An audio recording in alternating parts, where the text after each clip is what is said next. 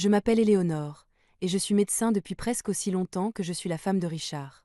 On a connu des hauts et des bas, comme tous les couples, mais ces 30 années ont filé à une vitesse folle. Notre maison, grande et chaleureuse, résonnait toujours de vie, surtout quand les garçons étaient petits. Jacques et Olivier, nos fils, étaient aussi différents que le jour et la nuit, mais chacun à sa manière nous apportait énormément de bonheur. Richard et moi, tous les deux médecins, avons travaillé dur pour construire une vie confortable. Avec les années, nous avons réussi à acheter quelques appartements qu'on louait pour arrondir les fins de mois. La vie semblait bien tracée, jusqu'au jour où Richard est rentré à la maison, le visage pâle et plus grave que je ne l'avais vu depuis longtemps. Éléonore, il faut qu'on parle, m'a-t-il dit d'une voix sombre, en déposant sa mallette médicale près de la porte. J'ai fait des examens la semaine dernière, les résultats sont tombés. C'est un cancer, Éléonore. Les mois suivants sont devenus flous. Hôpitaux, traitements, salles d'attente interminables. Richard s'est battu de toutes ses forces, mais le cancer était impitoyable. Voir l'homme le plus fort que j'ai jamais connu décliner ainsi, c'était insupportable. Même toute ma formation médicale ne pouvait m'y préparer. Un soir, alors qu'on était assis silencieusement au salon, Richard a pris ma main. Si les choses tournent mal, tu dois t'assurer que tout soit en ordre pour les garçons. Le testament est prêt.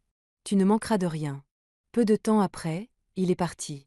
Les obsèques ont été sobres, empreintes de respect. Famille, amis, collègues. Beaucoup sont venus pour lui rendre hommage. Mais c'est le silence de la maison après leur départ qui m'a le plus frappé. Le vide. Ses affaires, encore à leur place. Ça faisait mal. Trop mal. Quelques jours après l'enterrement, alors que je tentais de faire un peu de tri dans les restes du repas, Jacques a débarqué dans la cuisine, furieux, suivi d'un Olivier visiblement mal à l'aise. Maman, faut qu'on parle du testament de papa, lança Jacques, droit au but comme toujours. Je posai le film plastique que j'étais en train de refermer. Oui, je sais. Ton père m'a tout légué. Il voulait s'assurer que je ne manquerais de rien. Jacques frappa violemment du plat de la main sur le plan de travail. Et nous alors?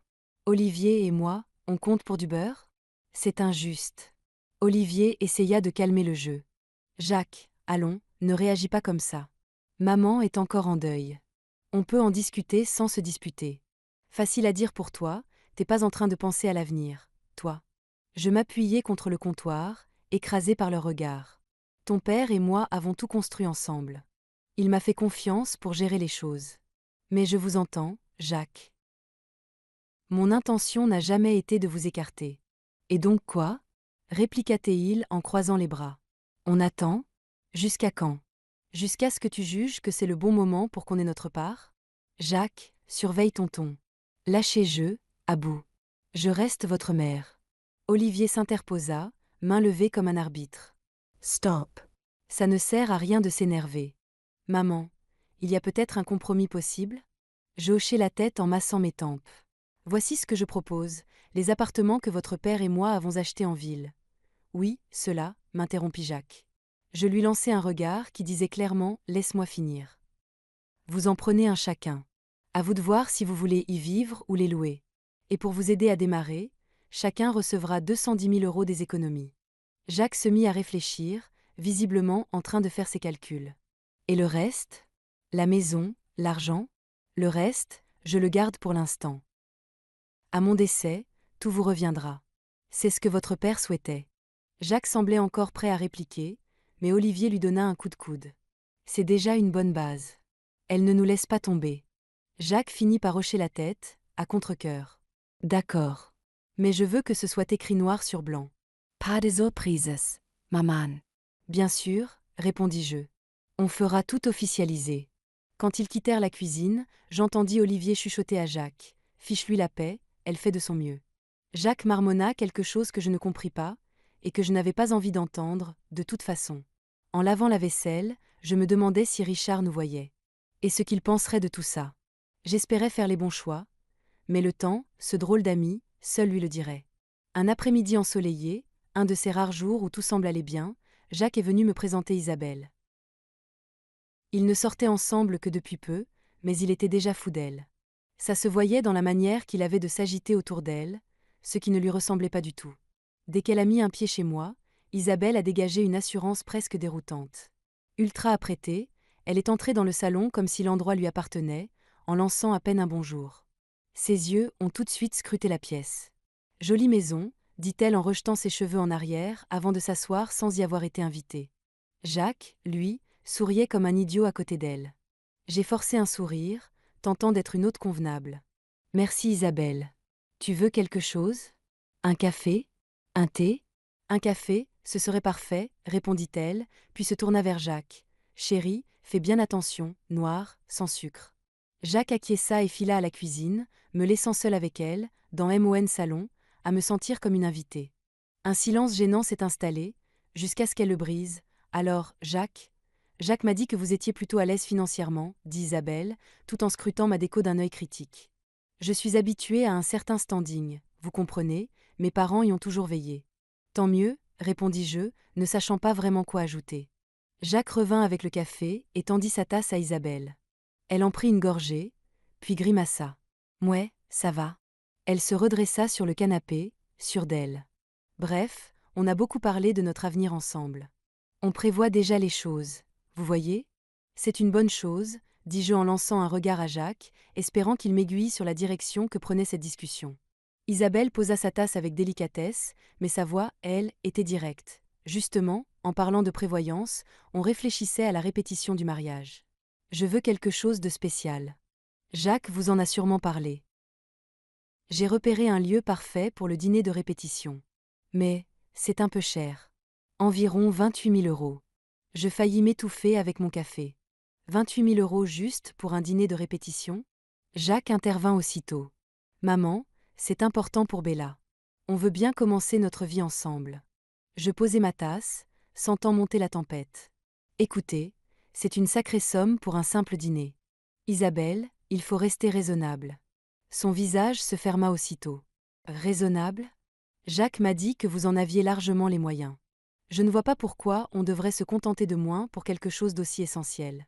Jacques acquiesçait, mais je pouvais voir dans son regard qu'il savait lui-même que c'était trop. J'adore célébrer, repris-je en essayant de rester calme. Mais 28 000 €, c'est franchement abusif. Je ne peux pas cautionner ça. Isabelle se leva brusquement, raclant sa chaise contre le sol. Moi, je n'ai pas l'habitude de faire des compromis sur mon niveau de vie, Éléonore. Jacques le sait. Je lui ai toujours dit que j'attendais un certain style de vie. Jacques tenta d'apaiser les choses. Maman, peut-être qu'on peut trouver un terrain d'entente? Il n'y a pas de compromis possible sur une somme pareille, Jacques. C'est non, point final, dis-je, agacé. Isabelle attrapa son sac et me lança un regard noir. Très bien. Si c'est comme ça, peut-être qu'il faut qu'on revoie certaines choses. Ils partirent peu après. Je restai là, sidéré. Quelle audace. Entrer chez moi, boire MON café, et me dicter comment dépenser MON argent. C'était un coup de poing, un réveil brutal que je n'avais pas vu venir. Un autre jour, alors que j'étais encore aux courses, Jacques et Isabelle ont décidé de repasser. À mon retour, Olivier les occupait, tant bien que mal au salon. L'ambiance était tendue, celle qui vous donne envie de faire demi-tour. Mais c'était chez moi, alors j'ai pris une grande inspiration et je suis entrée. Comme toujours, Isabelle était apprêtée comme pour un défilé. À peine avais-je posé mes sacs de courses qu'elle m'a tendu une feuille. Éléonore, on a beaucoup réfléchi à la liste de cadeaux de mariage. Voilà ce qu'on a retenu. J'espère que ce sera plus simple pour vous. Je parcourus rapidement la première liste. Et à ma grande surprise, elle était raisonnable. Appareil de cuisine, jolie vaisselle, quelques meubles. Eh bien, c'est très bien, dis-je, soulagé. Ce sont d'excellents choix. Jacques lança un regard plein d'espoir à Isabelle. Mais juste au moment où j'allais proposer qu'on aille choisir ensemble certains objets, son expression changea du tout au tout. Oh non. C'est pas la bonne. Rendez-moi ça. Elle m'arracha la feuille des mains et fouilla dans son sac avant d'en sortir une autre liste. Voilà la vraie. Je regardai, et restai bouche bée. Un appartement, une voiture de luxe, un voyage exclusif et même des bijoux en diamant. C'est une blague? Isabelle ne broncha pas. Pas du tout. Ce sont les cadeaux qu'on attend. Rien que le meilleur pour notre mariage. Je fixai tour à tour Isabelle, puis Jacques. Attendant qu'il dise quelque chose. Qu'il me montre qu'il ne cautionnait pas cette folie. Mais il restait là, silencieux, le regard fuyant. Je n'ai pas pu me retenir. Jacques, pourquoi tu la laisses faire ça? Tu sais bien que c'est déraisonnable. Isabelle me coupa net, la voix forte. Ça ne vous regarde pas, Éléonore. Vous avez juste à payer et vous taire. C'est là qu'Olivier se leva, le visage fermé. Stop, Isabelle. Tu ne parleras pas à notre mère comme ça. C'est sa maison. Et tu dépasses toutes les limites. Tu dois partir. Maintenant. Les längse abattit ou en instant. Puis Jacques et Isabelle prirent leurs affaires. Elle marmonnait dans sa barbe, furieuse. C'est ridicule. On s'en souviendra. La porte claqua derrière eux. Je m'écroulai sur le canapé, le cœur lourd. Olivier s'assit à mes côtés et passa un bras autour de mes épaules. On va trouver une solution, maman. Mais tu ne dois pas te laisser manipuler. Tu donnes déjà assez. Il avait raison. Bien sûr qu'il avait raison. Mais malgré tout, une inquiétude me rongeait. Comment Jacques avait-il pu en arriver là? Comment ne voyait-il pas ce que cela faisait à notre famille? Le silence qui suivit était chargé d'angoisse, de peur non dite. Je compris alors que ce n'était que le début. Que tout cela allait devenir encore plus compliqué. Les semaines suivantes furent un enchaînement d'appels de Jacques. Chaque fois, plus pressant, plus désespéré. Maman, tu comprends pas. Je peux pas avoir l'air d'un pauvre face à la famille de Bella. Sa voix tremblait sous la tension. Tu as les moyens, alors pourquoi tu ne peux pas juste m'aider? Je restais assise à la table de la cuisine, le téléphone à l'oreille, le ventre noué. Jacques, ce n'est pas une question d'argent. Ce n'est pas une question d'argent, Jacques. C'est une question de vivre selon ses moyens. Les attentes de Bella, tu ne pourras jamais les satisfaire sans t'endetter jusqu'au cou. Il soupira bruyamment, exaspéré. Qu'est-ce que t'en sais, toi? Je refuse de vivre comme un pauvre. J'ai besoin de plus de l'héritage. Maintenant. Jacques, j'ai proposé de financer la moitié du mariage, jusqu'à 105 000 euros, et de vous offrir un cadeau de 4 500 euros. C'est plus que généreux. Mais tout doit être validé avec moi. Pas de surprise. Un silence. Puis un rire sec de sa part. C'est rien, ça. Tu fais juste la radine. T'as bien 1 million qui dort sur ton compte. Pourquoi tu refuses de m'aider? Parce que ce n'est pas qu'une question d'argent, ai-je répondu, la patience à bout. C'est une question de principe. Je ne vais pas alimenter ce délire qui est en train de te détruire. Il s'est mis à hurler. Si fort que j'ai dû éloigner le téléphone de mon oreille. J'ai pas besoin de ça. Je vais me débrouiller sans toi. Oublie-moi. Et juste comme ça, il a raccroché. Les mois suivants se sont écoulés dans un silence pesant. J'ai tenté de m'occuper, de me plonger dans mes routines, d'éviter de penser à Jacques. Mais cette paix fragile n'a pas duré. Un après-midi, le téléphone a sonné. C'était Anita, ma belle-sœur. Éléonore, je pensais que tu devrais savoir. Sa voix était hésitante, prudente. Jacques est en train de faire venir tous les invités du mariage à Hawaï. Il a vendu son appartement pour financer ça. Et il s'attend à ce que tu viennes par tes propres moyens. Il a dit que tu n'étais pas disposé à l'aider. J'ai raccroché, le cœur serré, submergé par une colère mêlée de tristesse. Comment pouvait-il être aussi irresponsable? Avant même que je puisse digérer l'information, Olivier est entré dans la pièce, le visage grave. Maman, il faut que tu écoutes quelque chose. Il m'a tendu un enregistreur. J'ai appuyé sur lecture. Les voix de Jacques et d'Isabelle ont envahi la cuisine. Ta mère, c'est juste une vieille peau blindée de fric, disait Isabelle. Faut qu'on la presse jusqu'au dernier centime, et après, on la vire. La voix de Jacques répondit, glaciale, je ferai ce qu'il faut, Bella. Je la laisserai sur le trottoir en petite culotte s'il le faut. J'ai arrêté l'enregistrement, la main tremblante. Entendre mon propre fils parler de moi ainsi. C'était insoutenable. La pièce tournait autour de moi, j'avais du mal à respirer. Décider d'aller à Hawaï n'a pas été simple. Mais Olivier était à mes côtés. On était tendus, mais déterminés à affronter ce qui nous attendait. En arrivant sur le lieu de la cérémonie, j'ai été saisie par l'opulence de tout cela. Des fleurs partout, des guirlandes lumineuses suspendues comme des étoiles, de la musique flottant dans l'air du soir. C'était somptueux. Surrealist. Dans la foule, j'ai aperçu Jacques et Isabelle, tout sourire, en train de rire avec les invités. Une image parfaite.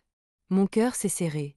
Il avait l'air si heureux, mais si égaré, dans ce décor factice. Je n'avais pas encore fait un pas de plus qu'Isabelle m'a repéré. Son sourire a disparu aussitôt, remplacé par un regard furieux. Elle a foncé droit sur moi, ses talons claquant sur le sol. Tu n'as rien à faire ici, siffla-t-elle, si fort que plusieurs personnes se sont retournées. C'est mon jour. Et tu n'y es pas la bienvenue. J'étais sous le choc. Mais avant que je ne puisse répondre, ses parents, qui avaient tout entendu, sont intervenus. Son père, un homme grand à l'air sévère, prit la parole le premier. Isabelle, on ne parle pas comme ça à ses invités. Et encore moins à la mère de Jacques. Son ton était sec, cinglant. Isabelle en rougit de honte. Sa mère, également consternée, me lança un sourire navré. Éléonore, s'il vous plaît, venez avec nous. On va vous trouver une place. Ils nous ont menés, Olivier et moi, à une table tout au fond du jardin. Une installation visiblement improvisée, sans couvert ni nappe. La cérémonie a commencé peu après, avec des discours creux, vides de sincérité. Puis, contre toute attente, on me tendit le micro. Mes jambes tremblaient, mais ma voix, elle, était ferme. Je suis venue aujourd'hui pour souhaiter à mon fils et à sa nouvelle épouse tout le bonheur du monde. Je marquai une pause, mon regard balayant l'assemblée. Mais je crois aussi en l'honnêteté, en l'intégrité, des valeurs qui ont cruellement manqué durant les préparatifs de ce mariage. Le visage d'Isabelle passa du rose à l'écarlate. Elle me foudroyait du regard. On m'a réclamé de l'argent, encore et encore. Des montants démesurés, sans justification. Et lorsque je ne pouvais pas accéder à toutes ces demandes, on m'a menacé. De me couper de ma famille. De mes futurs petits-enfants. Ma voix se brisa un instant, mais je repris. Olivier, voyant mon trouble, posa une main rassurante sur mon épaule. Je hochai la tête, puis j'appuyai sur lecture. La voix d'Isabelle résonna dans les haut-parleurs. Froide, Calculatrice. parlant de me vider de mon argent avant de me jeter. Puis celle de Jacques. Froidement complice. Un murmure d'indignation parcourut l'assemblée. UN sie längse pesant s'installa. J'éteignis l'enregistrement et repris la parole. J'ai donné un appartement à Jacques. Étage 23 000 €. Mais ce n'était jamais suffisant. Aujourd'hui, je dis stop. Je refuse d'être traité comme un distributeur automatique. Je refuse le chantage. Je renie Jacques et Isabelle. Je leur souhaite bonne chance. Mais dès aujourd'hui, je me retire de leur vie. La réaction fut immédiate. Isabelle Hurla, la Volksstridente. Die US-Gachemon Mariage. Je temaudes. Après tout ce qui s'était passé, rentrer chez moi fut à la fois douloureux et libérateur. Le silence de la maison avait une autre saveur, désormais. J'ai pris une décision qui m'a surprise moi-même. J'ai quitté mon travail. Après des années passées à soigner les autres, il était temps de me soigner moi-même. De reconstruire une vie que les tempêtes récentes avaient éparpillée. Olivier, que Dieu le bénisse, venait tout juste d'être diplômé des Beaux-Arts. Il débordait d'idées et d'ambition. Avec les 23 000 € que je lui avais donnés, il a ouvert son propre salon de tatouage. Mais pas n'importe quel salon. Très vite, c'est devenu un lieu où l'art et la peau ne faisaient plus qu'un. Olivier mettait son âme dans chaque dessin. Et ça a payé. Il a commencé à participer à des concours de tatouage, et bientôt, son nom était sur toutes les lèvres. En un rien de temps, il ouvrait d'autres salons, créant un véritable réseau, un repère pour les passionnés d'encre et de création. Je le regardais dessiner jusque tard dans la nuit, fasciné par son dévouement, un contraste frappant avec le chaos que son frère avait choisi. « Tu fais des merveilles, mon Oli », disais-je, le cœur gonflé de fierté. C'est au milieu de ces mois paisibles que Jacques est réapparu. Un après-midi, il s'est présenté à la porte, les épaules basses, les traits tirés. Si différent de l'homme ambitieux qu'il avait été. « Maman, faut qu'on parle », dit-il sans attendre d'invitation, la voix lasse, bien loin du ton autoritaire auquel il m'avait habitué. Je soupirai, lui faisant signe de continuer. « Qu'est-ce qu'il y a, Jacques ? C'est Bella. Elle me rend fou. Elle en veut toujours plus. Rien n'est jamais suffisant. » J'ai pris un deuxième boulot, mais même ça, c'est pas assez pour elle. Il parlait avec détresse, mais ça ne suffisait pas à effacer le passé. « Jacques, je t'avais prévenu.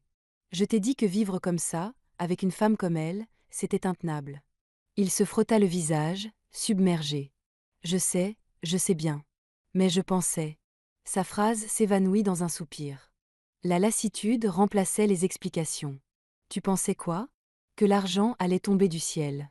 Que tout allait s'arranger parce que tu le voulais très fort. » Mon ton était sec. Trop d'années de rancéure tenues pour adoucir mes mots. « Regarde ton frère. Il est parti avec la même somme que toi. Et il a construit quelque chose. Sans marcher sur personne. » Jacques se raidit. « Ouais ben tout le monde n'est pas comme Olivier, hein ? Et j'ai des droits, Moi aussi. Quand tu ne seras plus là, l'héritage me reviendra. C'en était trop. Sors d'ici, Jacques. Ma voix était glaciale. Definitive. Et ne reviens pas. Tu as fait ton choix. Sa mâchoire se crispa. J'ai cru qu'il allait protester, mais il s'est contenté de tourner les talons.